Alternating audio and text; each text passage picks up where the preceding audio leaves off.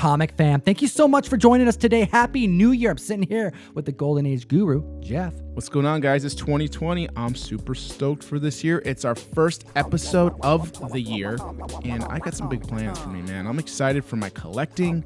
I'm excited for all these cons on the horizon. Any New Year's resolutions? God. Yes, one that many people usually have, right? You just want to be healthier, so you want to go to the gym. Okay, be honest, it's a weekend. Have you done it? I have slept in a lot as the kids are still on school break, so I don't really have like a consistent schedule.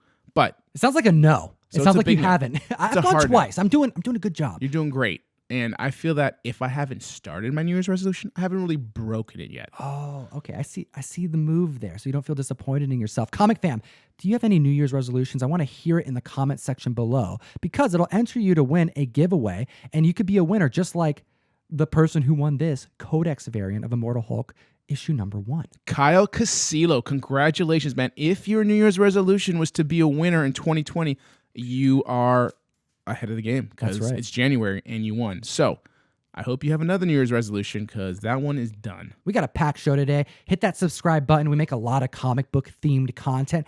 And dude, we're talking about error prints. We're talking about cutting up an X-Men #1. Like literally, let's cut it up. We're also going to be talking about, oh my goodness, this freaking masterpiece of a comic book. Donny Cates, Nick Klein, how did you do it? We're going to get into it. But let's just start this off with some trouble in the quality control room at Marvel Publishing. It's funny you mentioned Thor, okay? Because I don't know if you know this, but Thor is in Star Wars. Thor is in Star Wars? Yeah, he's actually a Jedi in Star Wars. Is this has to be recent? I've never heard of this. Yeah, it's not true. He's not really a Jedi. But Marvel put out a comic in error format. They put a blank sketch variant cover that says Star Wars on it over the latest Thor issue. That's right. We have an error print hitting the market as of this past Wednesday. We saw a couple sales hit eBay, mostly from the same seller. We were kind of feeling out, seeing if this was something that was done in mass, but we are starting to see more and more trickle in, and the prices have started to skyrocket on this book. It's a blank cover sketch. You open it up, and yeah, you see Donny Cates' Thor, this issue inside, and it started out selling at around $60 right out the gate. Now we're seeing prices hit $120 and climbing. People are after error prints, but I also think that the fact that it's a Star Wars comic, that's pretty intriguing. It's a major title, but then also this comic book is a freaking hit. So now people are after a variant that was unintended. I wonder how many people bought that and was just like, what the hell is this garbage? I know, right? I want to get like a sketch done on it, maybe by Donny Cates. That'd be pretty cool. Well, if you think about it, right, there's no blank sketch variants, I think, for that, but now there technically is, right? Yeah. So that would be kind of interesting to see that because you know it's going to come to market. Someone's going to do that. But let's take a look at some other error print comic books that have kind of been brought to my attention over this last couple months. And this is a regular conversation that we have on the show because the error market is so niche and all over the place. So let's talk about not just this Star Wars variant. Let's bring up the Spawn 302 error. This one's pretty unique and just happened back in November. So this Spawn issue 302 came out in November. Okay, this is actually the first appearance of She-Spawn. All right, but when they did this first printing, her portion was in black and white. Okay. And then when they did a second printing, it was in color, which is great because now you have a full color version of this. I like that it was different too. Like they kind of changed the cover and they changed the backup story and made it into color as well. Now, this isn't going to be the biggest error or gaffe, but what happened is that the text was too similar to the background color and you lost the definition, so you couldn't read it. That's right. And so now we have a third printing. Actually, it's technically not a third print, even though there are 3 different copies. I don't know. I'm going to put that as a third print. But it doesn't say, I get it. It doesn't say third print, but that's just like if you just printed it again and it's different. Technicality here, right? Like Watchmen, you know?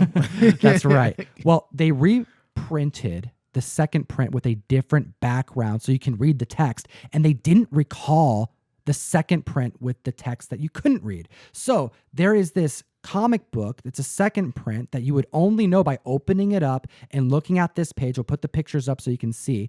And one is like a red background, makes it so you can't read the text. The other is a blue background. Clearly you can read the text. The red background is an error. And that book is going for right around 15 to 20 bucks right now. Yeah, absolutely. Completely different because there's blue and then there's like a reddish yellow. So when you open it, you'll know. It's easy to tell. And another thing that's easy to tell, all right, are some of these more dramatic errors that we've talked about earlier before the show. Check this out. Amazing Spider-Man 158. There was an eBay sale of this book, a complete printing error.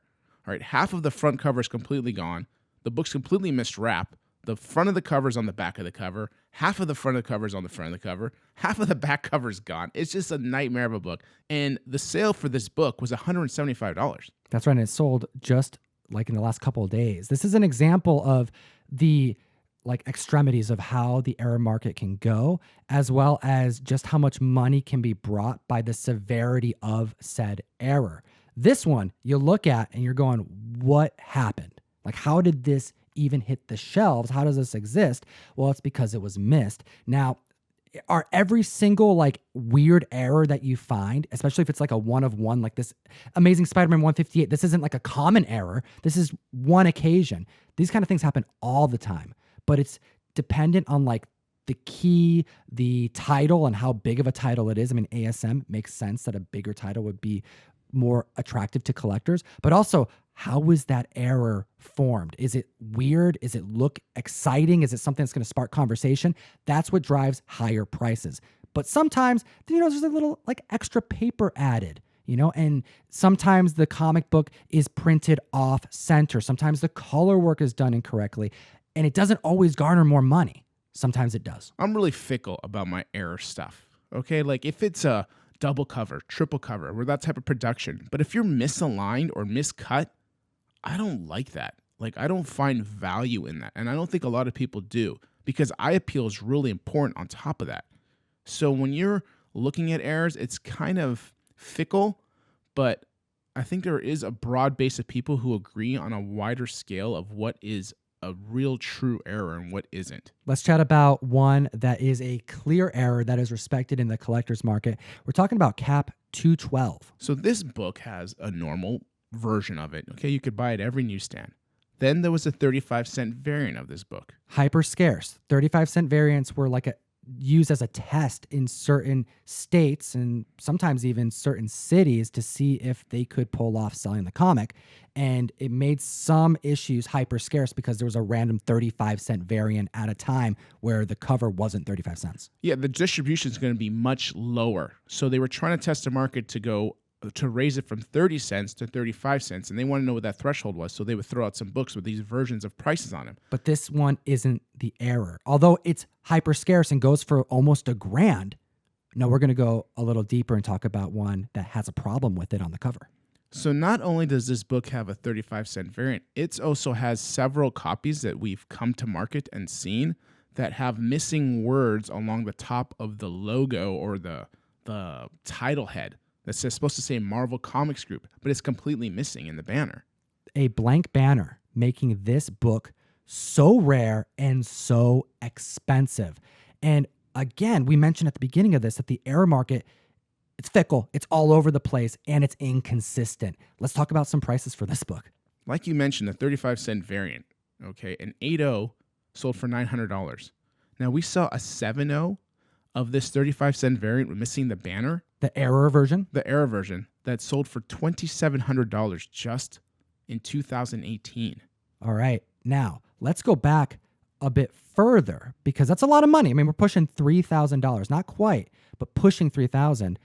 Has it always sold for that amount? So it hasn't always sold for that amount. But again, it's going to depend on the market and the timing and who wants this super scarce book. But we did see a 2012 sale of a 6.0 go for $3,500. So 1 point less years ago went for more, over $500 more, which is interesting because I feel like back then the market wasn't as strong as it is today. I feel like there's more error hunters now more than ever and people looking for scarce books. This tells me that it's probably a lack of knowledge. People hunting for this particular issue because those prices, they just don't match up based off of the years that they were selling. You're going to see this happen sometimes with oddities because somebody's going to want something and someone else will, and you might see this inflated price maybe because somebody was battling at auction, or maybe it's the first time we're seeing this book like it, and it's just something that really heightens a collector's sense of wanting it. So we see maybe an auction battle. Maybe the second copy came out, and maybe those 2, 3, 4 people who used to battle for it just don't care anymore. That's right. It could be that low of a number of individuals hunting for these scarce books. But keep an eye out for not just error prints. Keep an eye out for that Star Wars blank. And keep an eye out in those long boxes for comic books that you feel just, oh, it looks really weird. And if you can get it in an affordable rate, then it's probably worth picking up. Let's chat about our sponsor of the show, Key Collector Comics. This is an app. It's 2020, Jeff. They should all have it. I know we've talked about this a lot, but how can you not have this app yet? If you're out there actively hunting, it's 2020. This should be your New Year's resolution. If you already have a New Year's resolution, this should be your second. It will pay for itself easily. So please go out there, get this app, help yourself. That's right. Link in the description below to download Key Collector Comics, the best comic book collecting app that exists on the market. Use code TOM101 to get a free 1-week subscription, and you're helping support the show. Let's chat about some updates to the app that I am so stoked about. We're talking about some subscriber benefits. So we're talking about future keys, a place on the app that I'm on all the time. I'm trying to figure out what's coming out in the next few months so I know what to put on my pull list. It's 90 days worth of solicitations, insider tips. It's scrubbed comics that we need to be paying attention to. And the app has just been updated so that it's not just a scrolling list of what's coming, it's categorized by release date. So now you can go, all right, let me look up Wednesday, January 29th. What's coming out that I need to pay attention to that I may not already be looking at? And now it is super convenient and digestible. But this isn't the only update that's on the list. Another update that was necessary for this app, because this is a great section that you can really, truly utilize. Because when you're digging through these long boxes at cons for the dollar bins, this is called the dollar bin diving section. So this is where you'll find yourself. And you're like, okay, how do I sort through all this information? Instead of it just being recently added, you can now find it in alphabetical order by title. Let's say you're looking for Moon Knight. You come across this box, you're at M, you're like, oh, Moon Knight. Let me go scroll, I'll find Moon Knight. And just as an example, Moon Knight number 20. Okay, that's just a book you're going to find in a dollar bin. But if you're informed, you will know that this retells issues of Werewolf by Night 32 and 33. And this is a $20 book. Could be even $40 plus. So reprints of the origin issue, and one that goes missed by a lot of people. And there's also a 1 in 25 sketch variant. People stocking up on Moon Knight. And there are books being missed in the community that are actually selling for pretty aggressive amounts. Familiarize yourself with the books that could be found in those dollar bins. This is an origin issue that a lot of people don't know about that actually sells pretty aggressively, and it's going up in price on eBay right now. A retelling of the first appearance of Moon Knight. Of course, this is a hot book, but one that goes missed. And did you know that there was a 1 in 25 sketch Mike Diodato variant? A lot of people didn't. We did because we follow the app. Also, keep an eye out. We have a release January 22nd, Batman Beyond issue number 40. That's right, it's coming out in a few weeks, but we know based off of solicitations that this is going to have the Batwoman Beyond reveal. Who is she? And what ramifications is this going to have, not just in the story, but with past books in the run? Are we going to see more keys that are going to retroactively become available and wanted in the community because of this reveal? We don't know, but we're watching, just like Key Collector is. Let's now move forward and talk about some follow-up. Let's talk about some follow-up because we had something happen in August last year, something that was just momentous, something that excited us. We had Absolute Carnage 1 land. People loved the story. But there was a select amount of people who really loved the story. Like, more than the rest. This had to be one of the funnest things that any publisher did last year. I totally agree. Yeah. Yeah, and possibly for the entire decade, to be honest. Like, This was unexpected. I did not think that someone would do this. I didn't even have that notion, but I love seeing it. We're talking about how Mark Bagley did 20 sketches randomly distributed through this country. That's right. Absolute Carnage 1.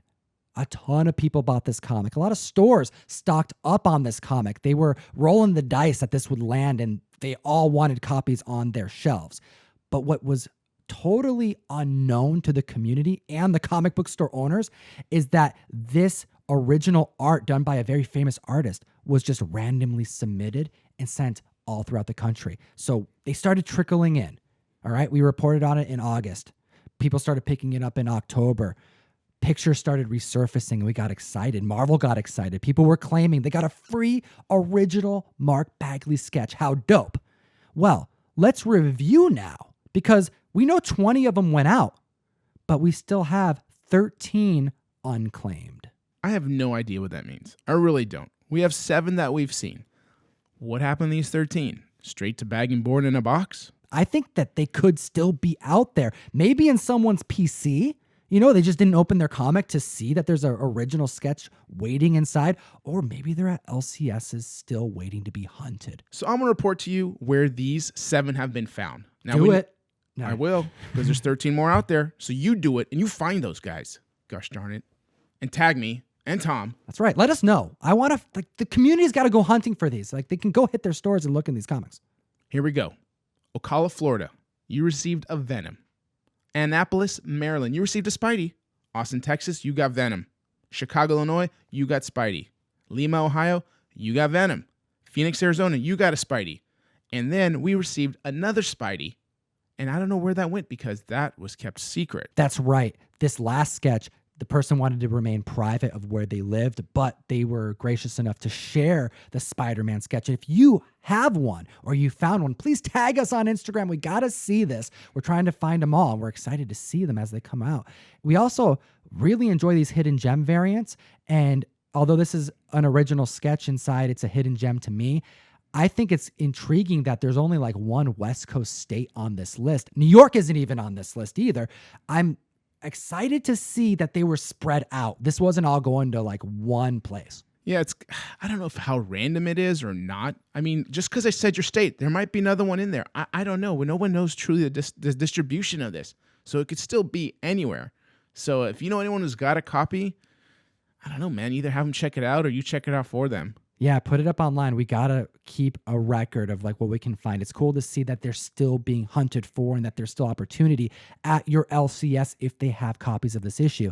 Also, we're talking about hidden gem variants. I mean, this is an original sketch, but as a hidden gem, I love it. We're going to send out a hidden gem variant to one lucky member of our community. I have this Excalibur 1 in 100 hidden gem variant that came out last year, and we're going to kick off the new year right with this dope variant.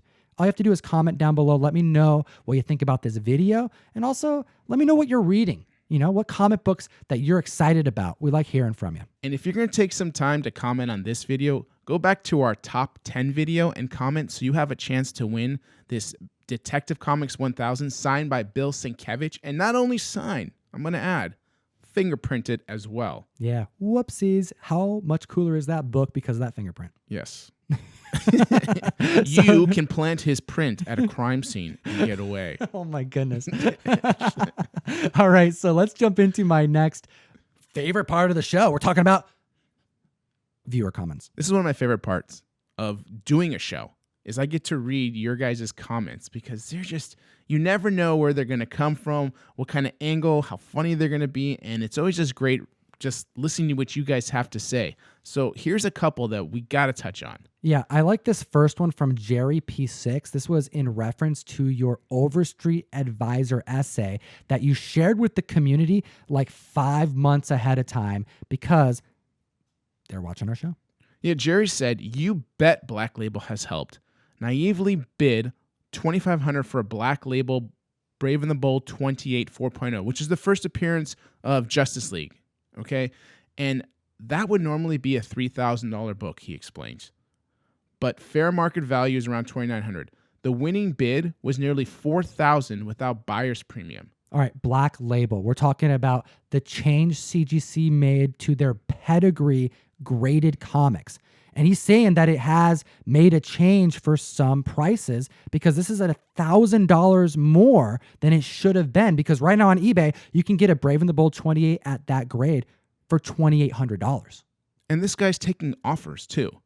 So Possibly less. Possibly less, exactly. So we are seeing this black label making a difference. And labels have to do that, apparently. Labels are the only way we can recognize what's happening. Restoration, purple labels, conservations, qualifications, blue labels. Right. Now you got this black tuxedo-like label for pedigrees. So that really is a great way for us to distinguish what is happening with a book and what kind of value we should put on it. Yeah, I'm excited to keep tracking this pedigree market because I think up until this past year, it was kind of not the highest booming thing in the comic book community. Like, it wasn't the thing that people were excited about, that we were investing an inflated amount in, largely because, well, they didn't really know the history of a lot of the pedigrees. Now that that's emerging and now there's a label attached to it, yeah, the inflation's coming. And as Jerry has mentioned, it's affecting even his comic book purchases. And I think this label can get better, to be honest. I think it needs to be a little sexier right now because it's a little plain. It's a little plain. It is. I think they need to improve this label still. And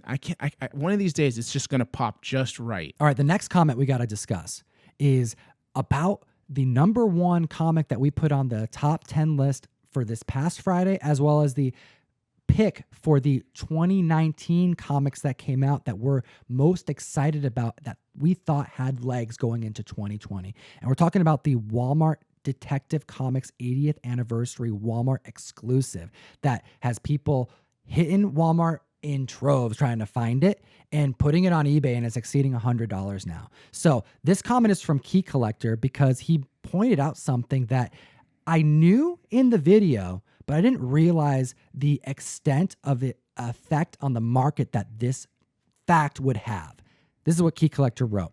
Regarding the Walmart exclusive, the Batman reprint is an uncensored exact reprint of the original, whereas a lot of the reprints were redrawn to omit a murder victim with a knife in his back. So this had me all excited, and I hit you up and said, dude, pull out a Detective Comics 27 reprint. We have to see what is being discussed here. And I heard what you said. So the Detective 27 comics in my collection, I didn't bring because you wanted only the reprints. Yeah, So keep the original at home. I left the 3 of those at home. But I did have a DC Archives Batman, okay, that had the first Detective Comics 27 was in it. And sure enough, there was no knife in this guy's back. So the first couple pages, there's a murder scene, and there's a gentleman laying on the ground, and there's a knife in his back in the original comic. But in this $40 MSRP reprinting of a bunch of Batman stories, in the one you brought, sure enough, there's no knife in his back. So then I started searching online. I wanted to see the Millennium Edition. I couldn't find a picture of it with a knife in his back. So now I'm thinking, oh my gosh, I got to go through more reprints of this dang issue to see if there are any of them that are uncensored. We have members of the community who are saying that this Walmart exclusive may be the only true uncensored version of a reprint of Detective Comics 27, the first appearance of Batman. This is crazy. it could be true. It could not be true. I have not flipped through all the reprints. And even if I did, I wouldn't have been looking for this panel. Dude, I went online. I tried to find anything about this. I tried to find people who had wrote blogs about it. I looked up in the CGC forums. I mean, I figured this is such a major thing, you know? It's a censored panel. It was redrawn. This is something that collectors must know about. Couldn't find anything. So if you have a Detective Comics 27 reprint, not the Walmart one, because we know the Walmart one is uncensored, I want to know in the comment section below, is yours edited? We only had a couple days to prep for this section. I'm still trying to figure it out. Yeah, and I'm talking more a comic format, not like that oversized like they did of the, kind of more magazine size, but just in comic format. Let us know, man. Comment down below or shoot us a message. I'd love to hear which book that is or which version. Yeah, because if we can confirm that this is something that's been going past collectors' eyes, like just unbeknownst to them for decades, this could be groundbreaking news, and it could add even more to the craze that is behind this low print Walmart edition. This next comment is from Life of Agony. Thank you, by the way, for commenting. We appreciate it because this actually touches on some of our error issues. He talks about Winter Soldier #1 and explains why it holds its value as it does. Okay, there are 12 pages in this book from Venom number 9, and it was released simultaneously, and is the first full appearance of Dylan Brock. So there's like an added key reason to own this Reprint copy. How interesting. I didn't think to check which comic was inserted, like specifically what number. And I think at the time that this was introduced, I mean, the full appearance versus the real first appearance back in issue 7, that was still trying to be worked out in the community. Didn't think to check that issue 9 actually has pages in this book showing the first full appearance of Dylan, who now is a major spec character. How exciting. It's great. You have an error book, and it's now a key. Thank you so much for leaving that comment. And the next comment is from Unruly Simeon in reference to comic book stocks that are coming on the market. This is what he had said about this idea about purchasing parts of a comic book. Sincerely glad to see the vast majority of people commenting see this for the BS it most absolutely is. That comment section was rough. Yeah, 2 weeks ago, we reported on a company named Otis, kind of an investment group, and they had Hulk 181 9.8 CGC, and they were selling shares of it. And you can buy shares of other pop culture collectibles, but for this Hulk 181, they had 1,000 shares at $35 a piece, and it sold out. 173 people bought all 1,000 shares. That's right. It's like an average 5 to 6 shares a person. So pretty interesting to see this happening, because this is like the first time in the last decade that you're seeing a company actually try to make comic book investing like a stock option, similar to like your 401k. And to be honest, like for me, I like the concept. I really, really do. I am a long ways away from believing in it and trusting it. Yeah, this isn't like Marvel Comics putting on an investment opportunity for you. This is a company that I've never heard of until they did this. Yeah, obviously there's going to be fears of regulations and how things are monitored. And really, I hope comics get to that point where they're actually comfortable traded in the market, like in a stock market type format. I mean, could you imagine like for them to get to that point? That'd be amazing. But they're not there yet. And I would like to see it. I really would. I think I might buy into something one day if that was an option. I felt that comfortable. You probably would do it. You like the ideas, because the community was definitely split. I would say at least half were like, I don't want anything to do with this. I do like Mark Arnie's comment, though. He says, sell hundreds of shares of one comic book? Why not? People buy water. It's just true. People do buy bottled water. But what I want to like press this point, because I think the gut response for a lot of the community was, oh, I don't want to buy a key issue and not own it. I don't want to not be able to have it in hand. And I just want to remind everybody, this isn't for your standard $1,000 comic. This isn't for your standard $10,000 comic. This is for books that you wouldn't own otherwise. That's how they're trying to sell this. Hulk 181 at 9.8. Yeah, it's not going to be in a lot of people's collections. I have a feeling that it's going to get higher valued comics. More and more and more are going to hit the market. And that's what is exciting to me, is the potential of owning grails that you would never be able to see. And honestly, you probably wouldn't actually want in person. Too expensive. Too much risk. That risk point is interesting. I haven't really thought about that, because once you have it in hand, you also have to now protect it. Right. Own it, be responsible for it. Put it in a bank vault, buy a vault that is flame and waterproof. Like, we're talking books that are so expensive. There's a reason why people have bank accounts. So thank you for the comments, Comic Fam. Would you reconsider this if there were more expensive books? I mean, Hulk 181, maybe that's not enough. Maybe they need to hit a $100,000 book. Would that change your mind? I'm curious. Let us know in the comment section below. And let's chat about some crazy sales that have happened that no one's talking about. Yeah, we're talking about Turtle Mania here. We're talking about Turtle Power. Yeah, okay. Let's get into some TMNT. We have some examples in this show. We've already talked about error prints, hidden variants that go for a lot of money. And a lot of the time, it's because the buyer or the collectors, they just don't know about it. And that's when becomes surprising. Oh, this comic is missing half of its cover because of an error and it's selling for over $100. That's surprising because the knowledge isn't there. That's why our show is here. We want to provide value to you. Comic fan, hit the like button. But TMNT, we have some sales that we got to go over because they were all over the board this past year. Like it's like a roller coaster ride. What is going on, Jeff? Why don't we just start off with TMNT 1? So last year, we saw a 9/8 sale with TMNT 1.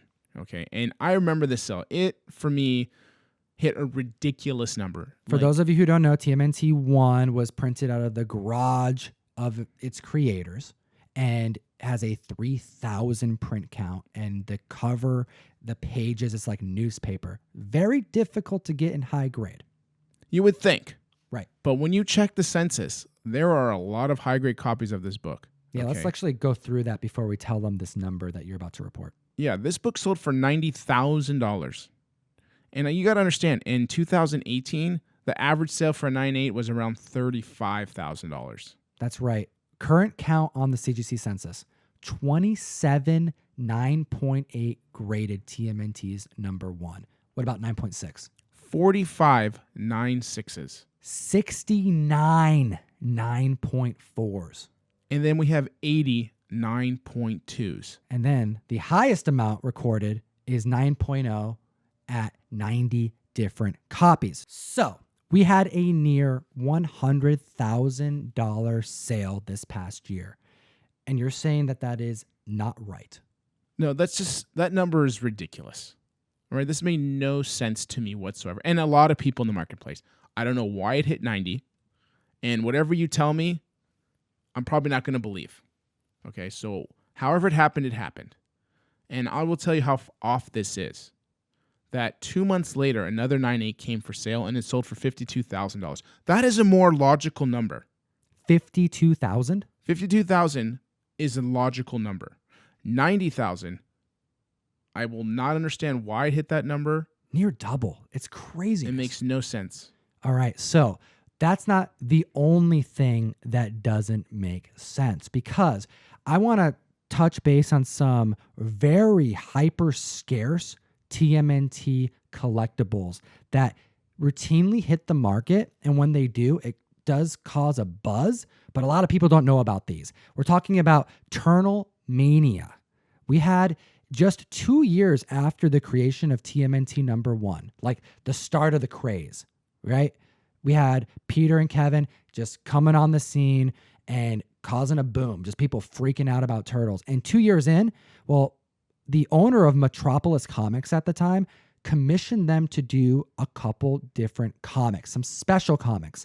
These are smaller. They're actually were published by Metropolis, and they're called Turtle Mania. These issues, there were 3 different versions. There's a white version, a silver version, and a gold version. The white version is standard. It's attainable. They made about 1,000 different copies. The silver version, they made about 100. Those go for between $5,000 and $10,000 when they hit. Again, these are very wide prices because these are all really virtually unknown, and the prices, they're all over the place because we're here to talk to you about the gold version. That is the one that we have to focus on, that everybody needs to know about. The gold version had a low print count of 10. And what makes these super special is that, similar to the Absolute Carnage type of like hidden gem, Kevin and Peter, they did original sketches on the back of each of them. And what makes these extra exciting is that when these hit the market, we know which ones they are because of these sketches. We know what number of the 10. And to add just insult to injury, we don't even know all 10 pictures. We don't know what they all look like. We only have recorded 8. So let me explain to you how valuable this book is. Okay, we're talking 2 years later. And the Teenage Mutant Ninja Turtles 1, okay, had 3,000 copies, 27 and 9/8, okay, and all the other high numbers we saw as the grade went down. This only has 10 copies, period. So you get it with any way you can get it. We saw a 9.0 sale of this book in May of 2019 sell for $58,000. All right, so $58,000 for a 9.0, one of 10 to exist. Hyper scarce. But this past month on eBay, a 9.2 hit the market and it sold for a staggeringly low amount. It's like the TMNT1 variants, but of a completely different comic book. We're reporting a $28,000 sale for this very same book at 9.2. And this was on eBay. Right. So you go from a major comic book auction house, which was maybe a better venue this person should have put it on. Right. But he put it on eBay and he sold it for $28,000. It's like half of what it's worth, man. Yeah. So I know there can be a variance in prices, and this is understandable because there's only 10 copies, period. Right. Okay. So I don't even want to compare to TMNT's one variance because that's just nonsense. But for this, we also saw just the cover of this book. Only the cover. That was a sample. It says sample in the back. Kevin and Peter wanted to make sure they got it right. So they actually did like mock-ups and sample covers. They didn't just like rely on the 10 that they made to be the only ones for Metropolis to use and own. So those have actually hit the market over the years. And one sold in December. It was just the cover, no sketch on the back, cover only, but it sold for $2,500. Clearly, people want a piece of this turtle history. Turtle Mania is crazy, man. Turtle comics, turtle power, turtle everything. I watched The Toys That Made Us on Netflix about Teenage Mutant Ninja Turtles, and you can really dive into how hot this was and what kind of like people growing up and this being a true culture. So I really recommend watching that if you haven't seen it yet. And we also got to remember that there was a 25th anniversary edition of this gold version. So please be careful when you're out there shopping for one that you don't get caught up in like, oh, it's only $100 or whatever. So just know what you're getting into. Yeah, you're looking for one that came out in the 80s and one that is going to sell for a lot more than $1,000. The reprints are cool. They actually sell for pretty good amounts of money. But yeah, you're looking for one of those books with the sketch on the back. Hyper scarce. Good luck on the hunt. But we're going to be keeping an eye out because who knows? This is a great example and a great reminder that if you have a scarce book, you want to make sure that it's like public knowledge. If you're going to put it on an open platform like eBay, you don't want to be missing out on what could be $25,000 for your scarce comic book. Really true. The avenue you choose to sell stuff can sometimes make a huge difference. Now, you might not always know, but making that right decision can be a huge difference in obviously dollar amounts, as we saw here. That's right. And now we need to tell the community about these 5 books that have been sitting here the entire show.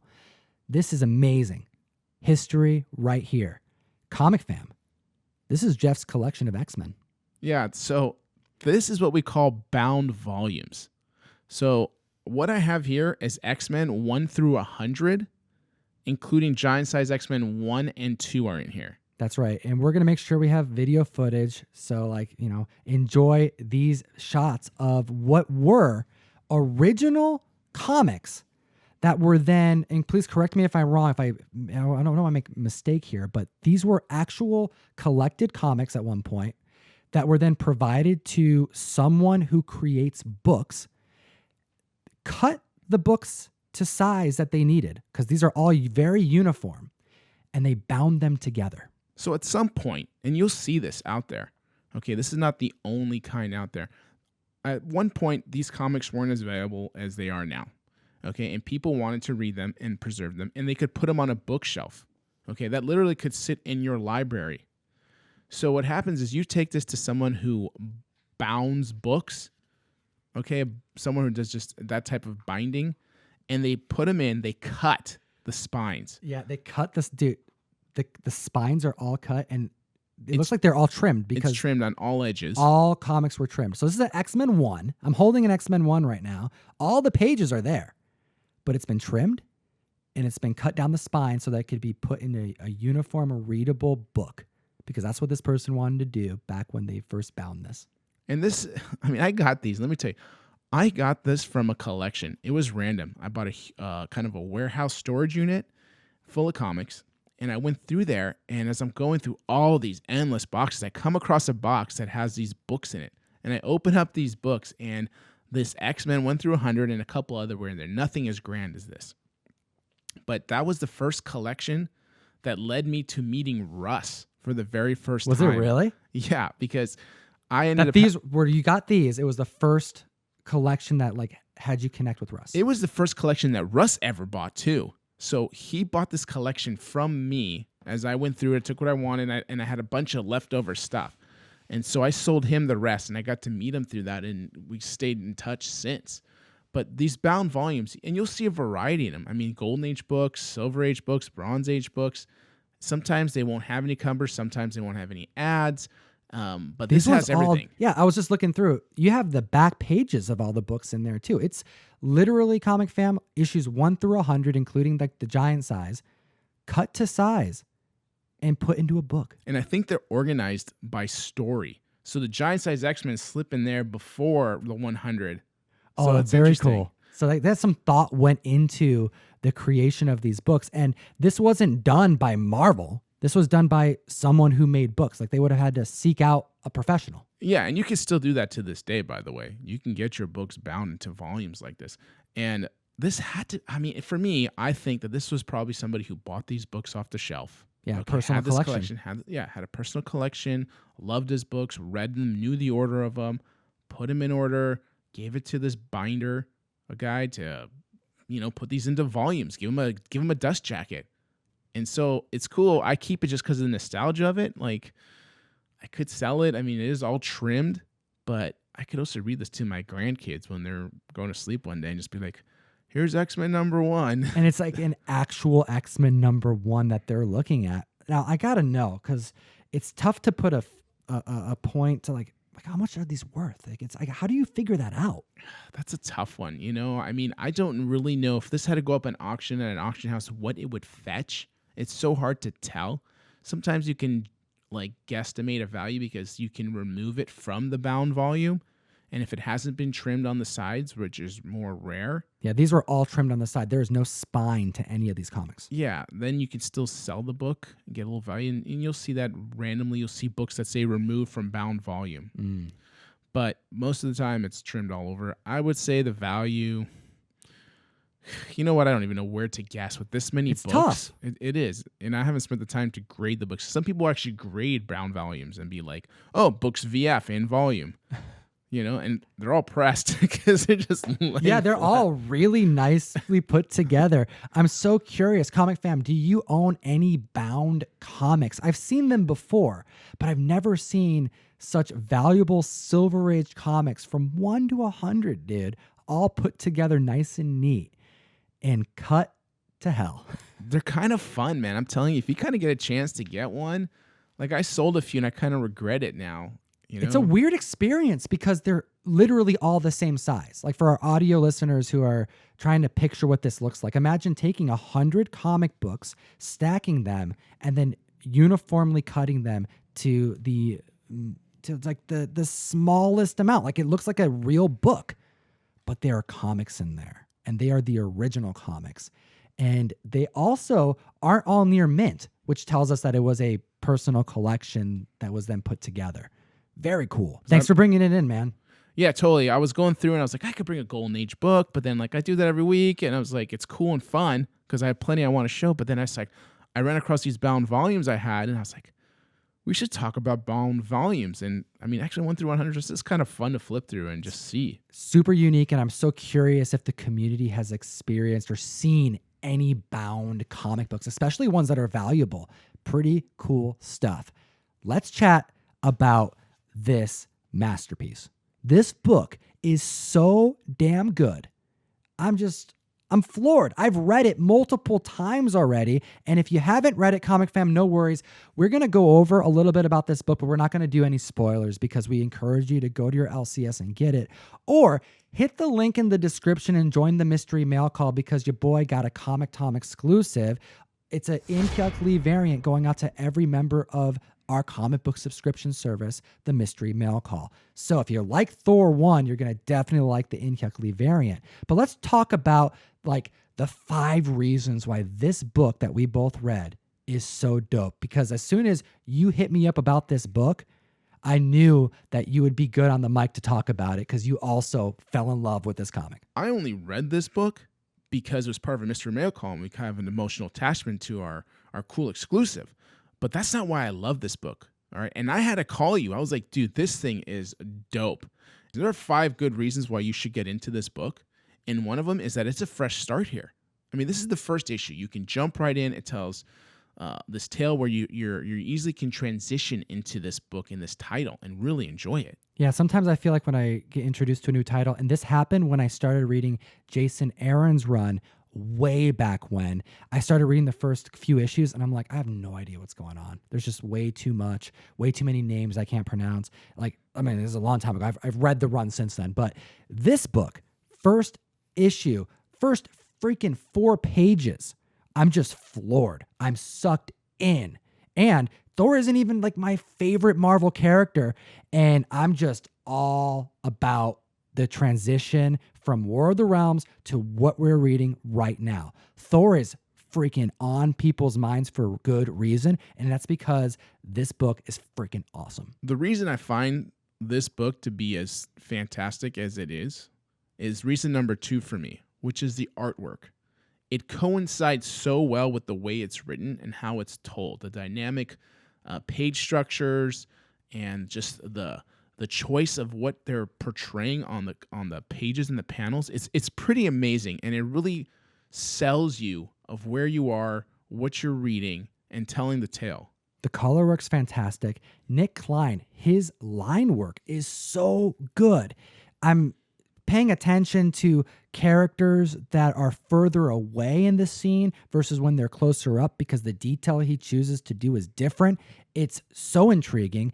And Nick Klein, I was looking up other stuff that he's done in the past. He has done a bunch of Marvel work, but not nearly as much as some other members of the community Donny Cates has worked with in the past. But I was surprised to see that we've actually talked about a number of covers that he's done over this last year. I want to remind everybody about the Ziggy Pig Silly Seal comic book. Remember that issue that came out? It wasn't because of cover A that people got excited. It was about the hidden variant that came out, surprising everybody, the poop variant. That was done by Nick Klein. And that wasn't the only one. We also have that Deadpool issue number 5, that Garbage Pail Kids variant comic that came out, also done by Nick Klein. You remember that one? Yeah, we were at a convention. Oh, that's right, dude. And we saw this cover, and we instantly thought, like, wow, if there's going to be any cover at this table that's going to hit, it's got to be this one. I was so pissed, dude. We tried to buy it. He had 30 books on there. Maybe more? Yeah, and we tried to buy a couple copies, and this was before the con opened, and I swear that, like, set off a red flag because he's instantly on his phone, and he's like, all these pre-sold already, and took all 30 copies, wouldn't even sell us one. I'm like, dude, can I just get like 3 of them? And Jeff, like, yeah, I'll take 3 as well. And he's like, oh yeah, hold on one second. Oh, actually, they're all sold. Whoopsies. Yeah, my bad. I probably should have Googled eBay sooner. Oh, it was ridiculous. But that book spiked pretty hard, and it was done by Nick Klein, so I was surprised to hear that. But that's not all. I kept looking, and I found another connection that Nick Klein has to Thor that is directly related. We have Thor God of Thunder, the Jason Aaron run, issue number 12. Nick Klein actually did the interior pencils for this book. Freaking random. Like that he's now doing a Thor comic that has pulled parts of the mythos from Jason Aaron's run. And he did one of those comics himself back in 2013. I like it. Now I'm going to tell you number 3. Reason 3. Okay. Why you should be reading this issue. It's because of the writing.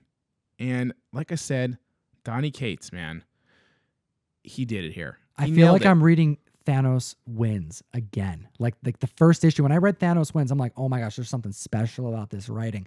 It's so good. It flows so well. I feel like that again with this issue. And like, how would you describe how Thor is being written? Because the artwork's great. The design, the character design is awesome. But Thor in this run, doesn't he feel like powerful through the writing? Like he accomplishes that. So we are put through a journey in this one issue alone. And you actually see Thor change almost in a few ways through this book. And the pacing is fantastic. And like you said, you feel the might of Thor just through the artwork and the writing. And we're trying not to spoil anything. So it's going to be hard, but I think we can do it. But I'm just telling you, what he does here is pretty magnificent because it sucks you in so quick and on multiple levels. I feel like it's easy to give a character that almighty feeling when you give him a weapon like Mjolnir, or if you make him really grandiose through the artwork. But if you can do it through the writing, through what he says, you make him feel godlike through the text, that is something special. That's accomplishing something, and Sir Cates did it. And I like how you mentioned character, because reason number 4 here Right. are the characters you get to take this journey with. And again, it's tough to not spoil it, but I'm telling you, when you open up these pages, you're going to love who you see in there and how they're involved in this tale. That's right. Every character that gets introduced, I am really hoping makes an appearance in this run again. And really, I've seen a lot of people write about what they hope to see in this Thor run. We had a bunch of blog contributors write on the ComicTom101 blog about this very subject, what they're excited to see, what they hope to see, what we may see, and what's now being validated. Every character in this run is done so well.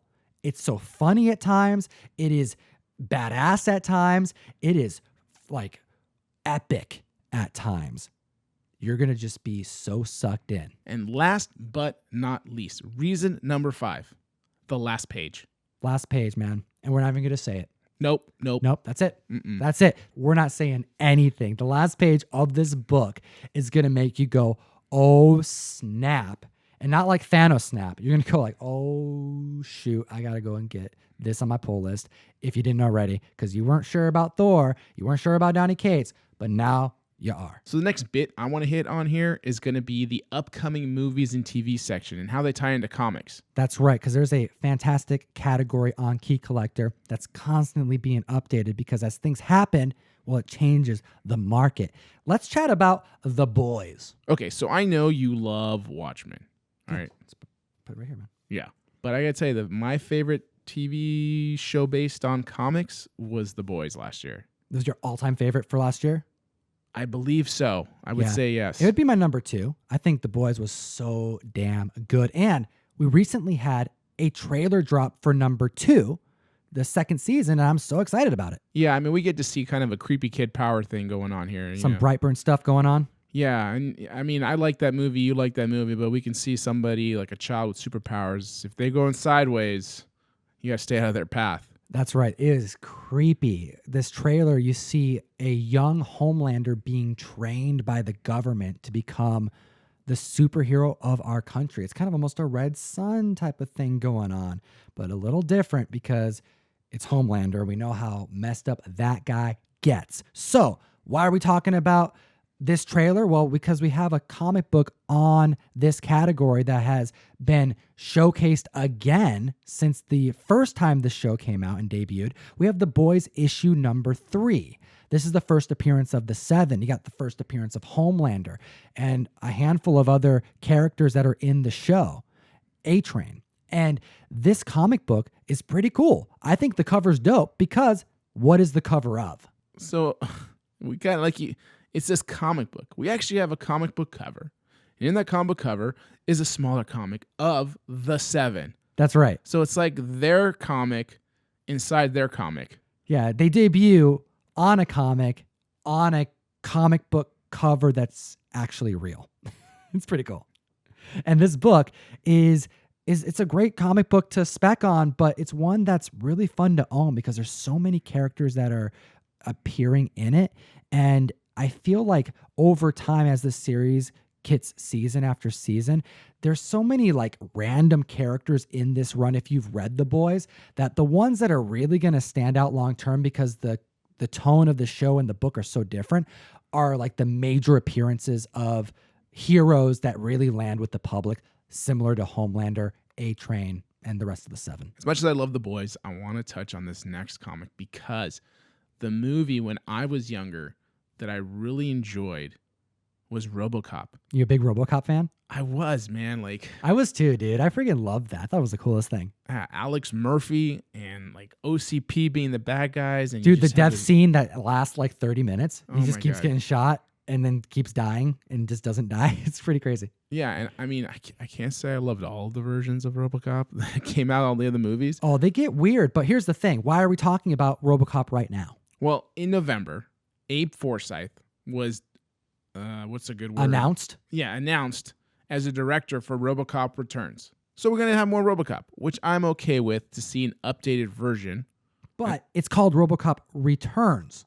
So it's updated, but I think what they're going to do is go the sequel route that they did similar to Halloween, which is basically redo the second film. Pretend like the franchise that we don't care about as much, pretend like that never happened, and remake it better, but keep the respect of the first movie intact. You can do it. I say do it. I'm in for it. I'm down. If I see something I don't like, I will not be excited about it. But I always like to give it a chance, at least before I see something, before I poop on it too much. But I'm excited for a RoboCop, especially if you're telling me that Halloween was good. Yeah, I enjoyed it, man. So if they can pull that off, because number one was great. I loved the first RoboCop. So if they just want to launch pad off that and they can cast it right. So this next book we're going to discuss leads to a new series for the most part. I haven't watched it yet, but I'm hearing a lot of positive buzz. It is on my soon-to-watch list. All right, and from what I understand, it's been casted very well. So apparently, Henry Cavill, you're crushing it. Yeah, we're talking about The Witcher. Now, I know that the Dark Horse comics that came out, they've been spiking. This was a franchise that I only knew from the video game. I assumed that is the origin of The Witcher, and to my surprise, that is not the case. So we're talking about the first comic appearance of The Witcher, right? Since it was published in Poland, and you had to translate that, the name is actually Weitzman or Witzman Comics. And comics is spelled with two Ks, K-O-M-I-K-S. So if you're going to be Googling this, make sure to spell that with two Ks. And you're looking for issue number 8. First appearance of The Witcher from back in 1993. This was introduced to me this week. Thanks, Key Collector. Oh, and we got to throw this one in here on the list. I'm stoked about it because it's one of my favorite Copper Age keys. We got the silent issue, G.I. Joe, Larry Hama goodness. What's going on with this character? We're talking about Storm Shadow. Storm Shadow. Snake Eyes and Storm Shadow. You got the perfect balance. Good versus evil. Okay? Now, we have a third installment of the movie coming out for this G.I. Joe series, and it's titled Snake Eyes. So now that Storm Shadow has been casted, you know that G.I. Joe Comics 21 is buzzing like crazy. And it's a well-deserved buzz because this is a classic issue. The entire thing is silent. And this was something that was groundbreaking at the time. And it's a comic book that I've actually heard multiple writers and artists explain, like, as far as like the impact it had on their creativity and just on the medium. It just changed the way they looked at comic books, because when you don't have text, you have to write the comics according to the art. But fun little side note, I chatted with Larry Hama about this, and it was such a disappointing story to hear about how this came to be. He basically told me that it had zero to do with creativity and all to do with deadlines that he had to make that were just unrealistic, that was being like given to him by Marvel. So he's like, oh, I'll just do it silent issue. We can save the time on writing. He did not realize how big of a deal that decision would be. I wrote and drew the 22-page story in 3 days. Well, we all say necessity is the mother of invention. So he needed something quick, and there you go. He invented something timeless and memorable.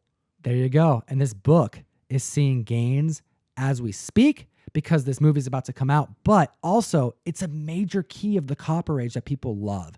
So keep an eye out for it on the hunt, because if you can find a lower grade copy on the cheap, they always sell, man. They always sell. They always move. There's always someone looking for that silent issue. Yes, I have that silent book in my collection. I think people should have it as well. But don't be silent out there, guys. Make some comments down below. Hit that like, hit that subscribe button. Be a part of this community, man. We really love you guys out there. That's right. And also, don't forget to hit the description below to download Key Collector, the best comic book app that exists on the market. There's a lot of comic books you got to keep up with. This is how we do it, and you can too by using code TOM101 to unlock a free 1-week subscription. We appreciate your time today. Don't forget to comment. We do have this dope giveaway, sending out this Excalibur Hidden Gem 1 in 100 variant. And we're going to continue this conversation a bit longer in the after show. Once the camera shut off, the mics keep going on SoundCloud, Spotify, Stitcher, and iTunes. As always, comic fam, Geek responsibly. enough said.